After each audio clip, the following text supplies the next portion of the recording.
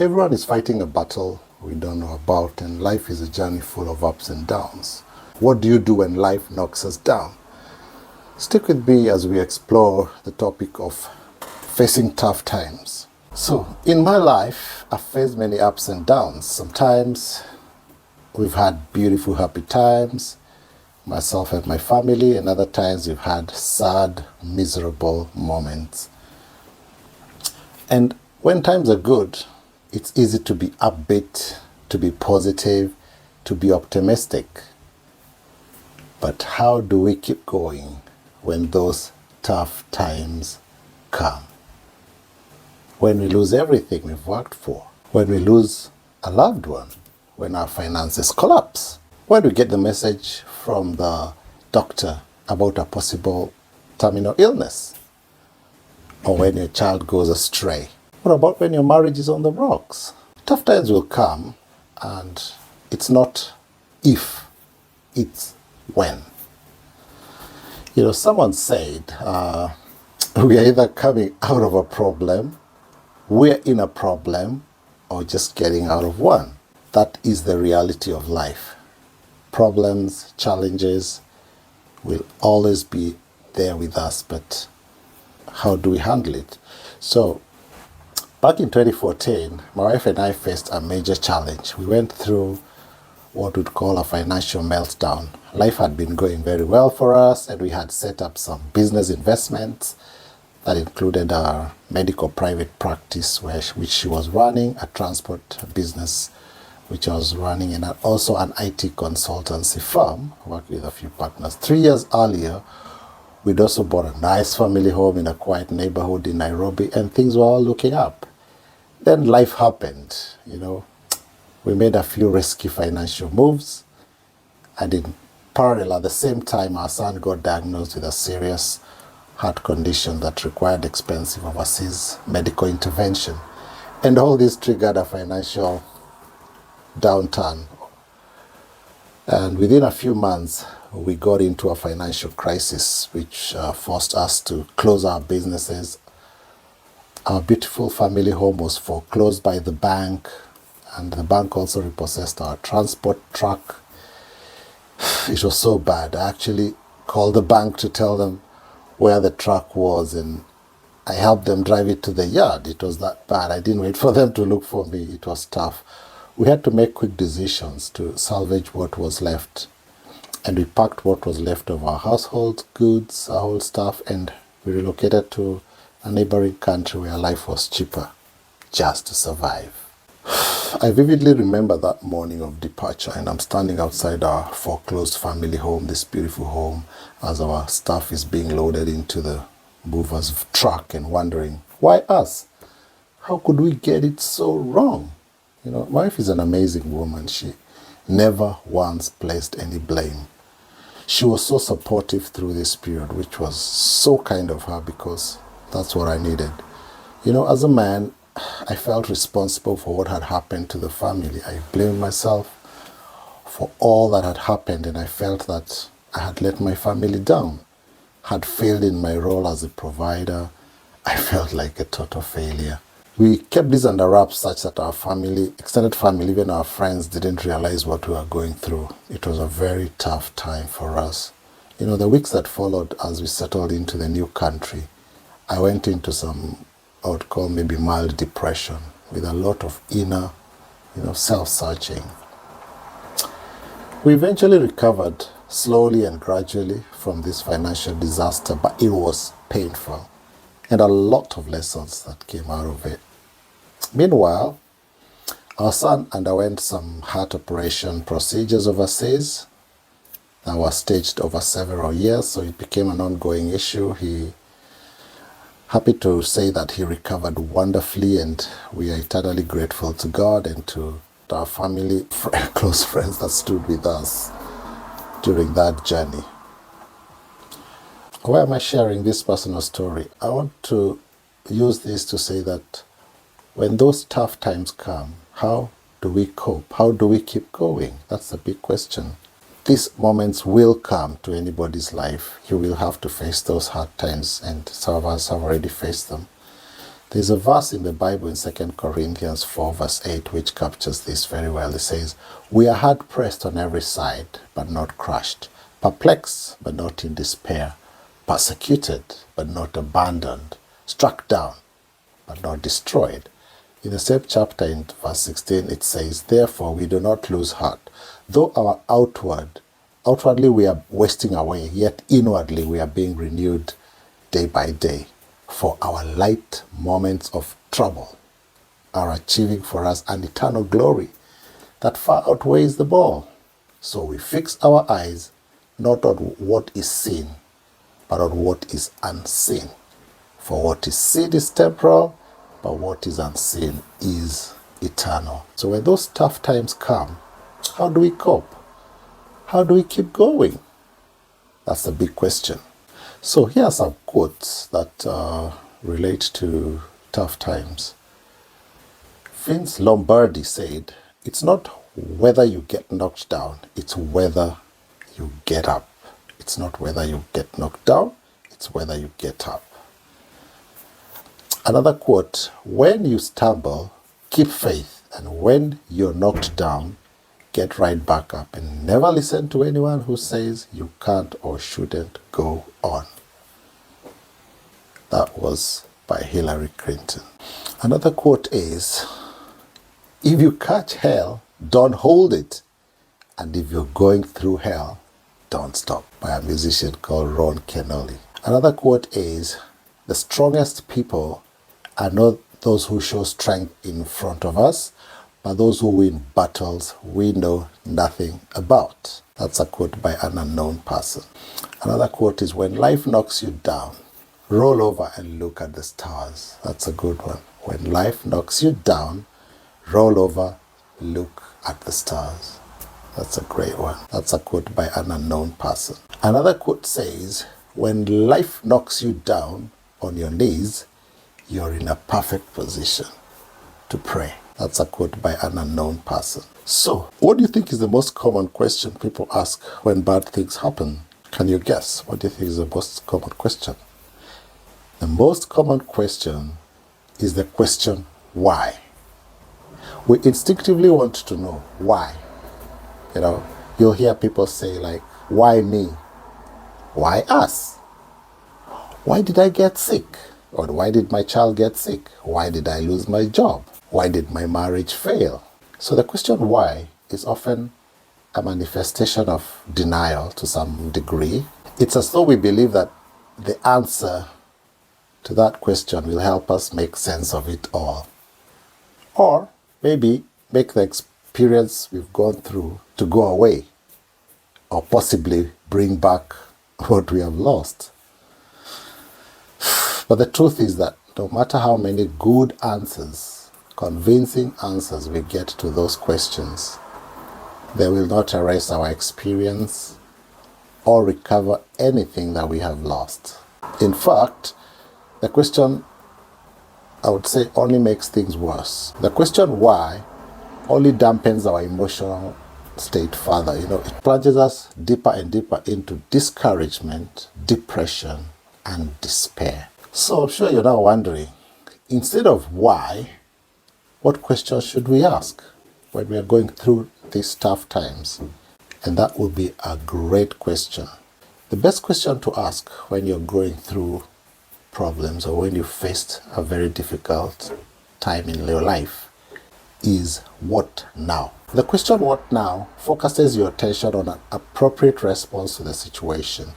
It accepts that yes, bad thing has happened, but it now looks for the way forward, a way to recovery, and any good that can come out of it. So we're looking at what can we learn from this experience.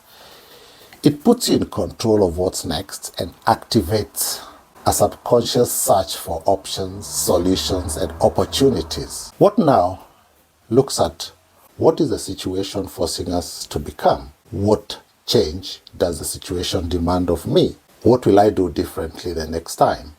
What lesson can I learn from this experience? These are transformational questions because the answer will set you in motion towards better outcomes. So the question why is actually a disabling question because it induces an argument and not an action, which just sinks us deeper into the problem. However, the question, what now, is an empowering question that seeks to learn, get up, and move on. So the big question is, when we face these challenges or this problem or these situations, how do we cope? So the first way to cope is commit the situation to God. That's the first thing. Commit the situation to God in humility. When disaster or crisis strikes, it serves us best to recognize that everything we have in life, including ourselves, comes from the Almighty God. We don't have control over everything. Yes, the world tries to make us believe that we have control of everything and we are the masters of our own destiny. We are not in control of everything. All things are in God's hands, and the best place to start is to humble ourselves and pray and seek God for strength. There's someone in the Bible that faced a major loss. His name was Job. Job went through a lot. He faced a lot. He was somebody who feared God, and then he faced a lot of challenges that God allowed to come his way. And after he was informed that his sons and daughters had perished in a great storm, he tore his cloak, cut off his hair, cast himself on the ground, and grief-stricken, as a father would respond to such news. And he said the following words: "Naked I came forth from my mother's womb, and naked I shall go back again. The Lord gave, and the Lord has taken away. Blessed be the name of the Lord." That's Job chapter 1, verse 21. So by acknowledging that everything in life is a gift from God, this is the best start to help us come to terms with our loss. Don't get too attached to material things or favorable circumstances, because the Lord gives and the Lord takes away. Learning to accept this will bring you much peace. The second way to cope is to adjust perspective of difficult experience. Let's face it, it's devastating when life knocks you down. In this state, it's easy to drop into self-pity and blame everyone and everything around you for your problems or for my problems. The internal narrative, "Why me?" will keep playing out in your head over and over again. Why me? However, just because you get derailed doesn't mean you failed altogether. Depending on how much of a loss we are facing, I would say it's advisable to take some hours or some days off to recover, to come to terms with the loss or the bad news or the disappointment, and then begin our climb back again. How do I do this, you may ask? By redefining my interpretation of a negative experience. Redefining means that we change the way we think or talk to ourselves about our stressful event. Instead of saying, "I give up" or "I am a failure," you shift your internal narrative and say something like, "This is merely a setback. I will get through this because I'm a strong person and God is with me." So it all comes down to the meaning that we attach to the difficult experiences. Tough as they may be, traumatic and stressful life events can become a growth opportunity that can propel you to become even more than you were before.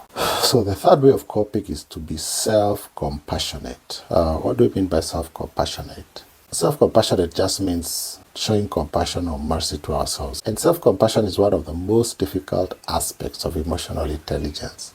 As human beings, I don't know why this is, but it seems easier for us to have compassion on others than on ourselves. However, it's critical that when we face life challenges, we show ourselves grace and compassion.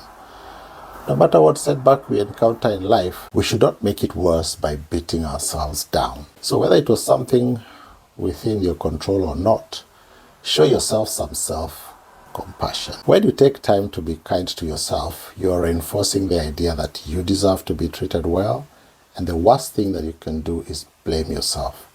Any self-accusation will only increase the burden we bear. So self-compassion acknowledges the reality that you are having a problematic moment, not a problematic life. You always have a choice about what the next moment is going to be.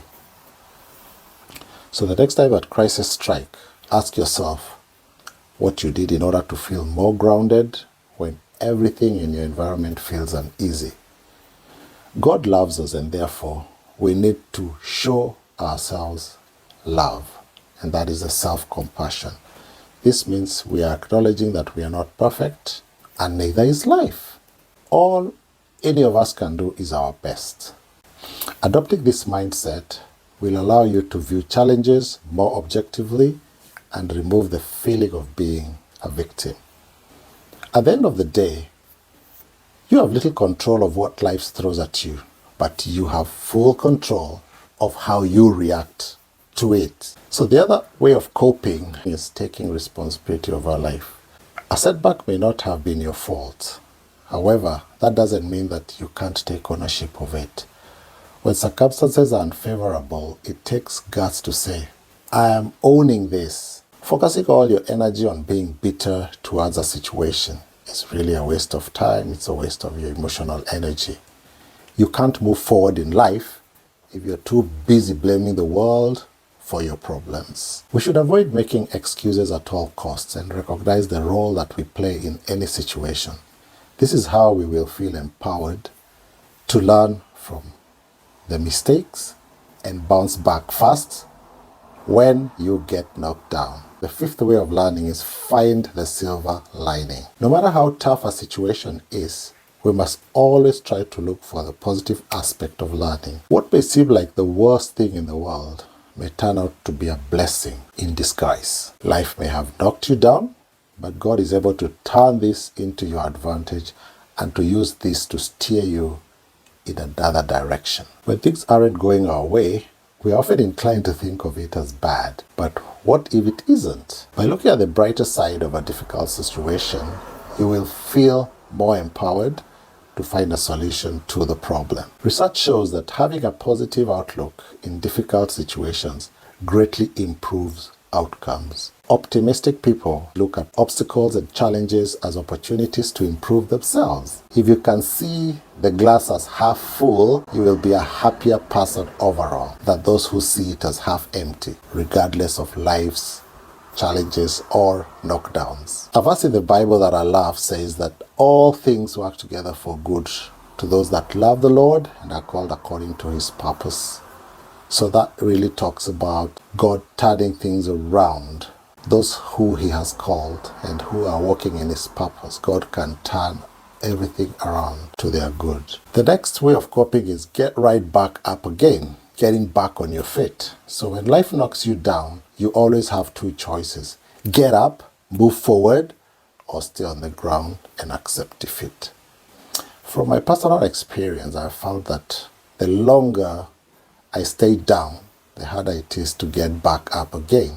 So the sooner we can get back on our feet, the sooner that we are able to start recovering and start getting back our groove. I encourage you to use every fall as an opportunity to evolve into a wiser person, into a wiser human being. Failing is good proof that you're still alive and that you're trying. So fail more and do it well. Keep failing and failing as you improve. The reality is that you won't grow from good times, but growth comes through adversity. It's those tough times that the best life lessons are learned. I have yet to meet a successful person who hasn't faced adversity, setbacks, and knockdowns. Successful people have had to struggle to achieve the success they have now. The only difference between the successful people and everyone else is that they don't give up when things get tough. So when you get knocked off track, jump right back in without giving it a second thought. If you can't find a way,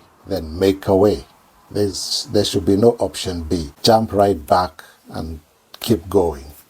So the next time that life knocks you down, bounce back as fast as you can, knowing that your refusal to quit means that you're already winning at the game of life. Every struggle you face or you experience is a stepping stone on the road to your success. In the Bible, you read 1 Corinthians 10 and verse 13. No temptation that has overtaken you that is not common to man. God is faithful and he will not let you be tempted beyond your ability. But with the temptation, he will also provide a way of escape that you may be able to endure it. So it helps to realize that God is always there to give us the strength and grace to get back on our feet, because he knows that these trials come to make us stronger. So in summary, what we've covered today is that 1, change your question from why to what now. Secondly, realize all comes from God, so pray to him in humility, seek God in humility. The third way of coping is adjust your perspective to the positive. Fourth way of coping is be self-compassionate, show love to yourself, forgive yourself. Number 5 is take responsibility. Do not blame anyone, do not blame others. Take responsibility. Number 6 is find the silver lining, because there's always a good thing that can come out of any situation. And number 7, get right back again. Bounce back up and get back on your feet. So that's a way to cope when we face tough times. So I hope this has been beneficial to you. If you like this kind of content, do subscribe to our channel and also click on the notification bell so that you can be notified every time I upload a new video. Also, like and share and comment. So bye for now and see you in the next video.